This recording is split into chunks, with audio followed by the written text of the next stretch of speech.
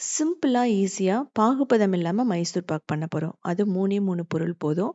பிகினர்ஸ்க்கு ரொம்ப பெர்ஃபெக்ட்டா இருக்கும். 2 வாரம் வரைக்குமே உங்களுக்கு கெட்டு போகாது.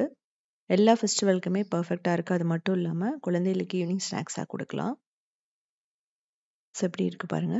ஸோ இதுக்கு முதல்ல 1/2 கப் நெய் எடுத்துக்கலாம். நெய் பிடிக்காதவங்க நீங்க ஆயில் யூஸ் பண்ணிக்கலாம். இப்போ 1 கப் கடலை மாவு போட்டுட்டு நல்லா ரோஸ்ட் பண்ணணும். 15 நிமிஷம் லோ ஃப்ளேம்ல. நல்ல ஒரு ஷைனிங்கா வரும். நீங்க சலிச்சு போட்டுக்கிறது ரொம்ப ரொம்ப நல்லது. நான் அப்படியே போட்டிருக்கேன். ஸோ இது ஃப்ரெஷ்ஷானது அப்படிங்கிறதுனால உங்களுக்கு அந்த கட்டி வராது. ஸோ அப்படியே கட்டி இருந்ததுனாலும் அந்த நெய்யில் நல்லா உடஞ்சிரும். இப்போ உங்களுக்கு பார்த்தா தெரியும். நல்லா பபிள்ஸ் வந்துட்டுருக்கு அப்படின்னாவே இது நல்லா வெந்துருச்சுன்னு அர்த்தம். ஸோ லைட்டாக நீங்கள் தண்ணி ஸ்ப்ரிங்கிள் பண்ணீங்க அப்படின்னா அதை அப்சர்வ் பண்ணிக்கும் அப்படியே. ஸோ அதான் பதம். இது கடைகள் எல்லாம் உங்களுக்கு பண்ணுவாங்க. இப்போ நம்ம ஏலக்காய் பொடி ஃப்ளேவருக்காக போடுறோம். போட்டுட்டு நல்லா மிக்ஸ் பண்ணுங்க. இந்த ஸ்டேஜில் உங்களுக்கு தெரியும் கலர் மாறும். இப்போ நம்ம ஆஃப் பண்ணிட்டு ஆற வச்சிடணும்.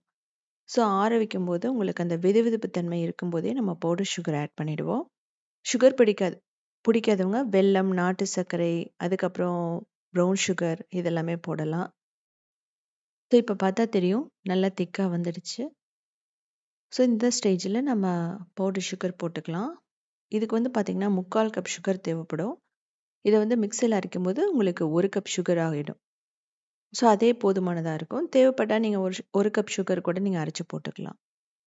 இதை போட்டுட்டு கட்டி இல்லாமல் மிக்ஸ் பண்ணிகிட்டே இருக்கணும். அப்படி மிக்ஸ் பண்ணும்போது என்ன ஆகும் அப்படின்னா உங்களுக்கு அந்த ஒரு மாதிரி ஷைனிங்காக வரும். கொஞ்சம் லிக்விடாக வர மாதிரி இருக்கும்.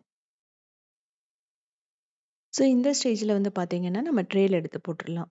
இதை ஈவனாக ஸ்ப்ரெட் பண்ணி விட்டுறணும். தேவைப்பட்டால் நட்ஸ் மேலே தூவிடலாம். ஸோ நல்லா ப்ரெஷர் கொடுத்து நீங்கள் பண்ணணும். இல்லை அப்படின்னா உதிரியாக உடஞ்சி போயிடும். ஸோ நான் சொன்ன மாதிரி அந்த லைட்டாக அந்த லிக்விடாக வருது பாருங்கள், இதைத்தான் நான் சொன்னேன்.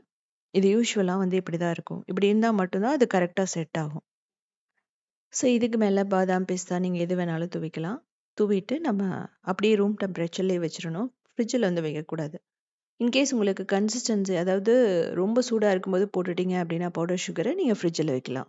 ஒரு 30 மினிட்ஸ் வச்சிங்கன்னா நல்லா செட் ஆகிடும். அது பிகினர்ஸ்க்கு நீங்கள் தப்பு பண்ணிட்டீங்கன்னா அதை எப்படி கரெக்ட் பண்ணுறதுன்னு சொல்கிறேன். ஆனால் இது ரூம் டெம்பரேச்சர்லேயே நல்லா செட் ஆகிடும். உங்களுக்கு பார்த்தா தெரியும். ரொம்ப ஹார்டாகவும் இருக்காது, அதே சமயம் ரொம்ப சொதன்னு இருக்காது. தேவையான ஷேப்பில் கட் பண்ணிட்டீங்க அப்படின்னா நீங்கள் ஏர்டைட் கண்டெய்னரில் போட்டுட்டு எப்போ வேணாலும் யூஸ் பண்ணிக்கலாம். ஸோ இதுலேயே பார்த்தீங்க அப்படின்னா பாதாம், முந்திரி இதெல்லாம் கூட அரைச்சி போடலாம். இதோட பார்த்தீங்கன்னா பொட்டுக்கடலையும் நல்லா மேட்ச் ஆகும். ஸோ அதுவுமே நீங்கள் பண்ணி பாருங்கள்.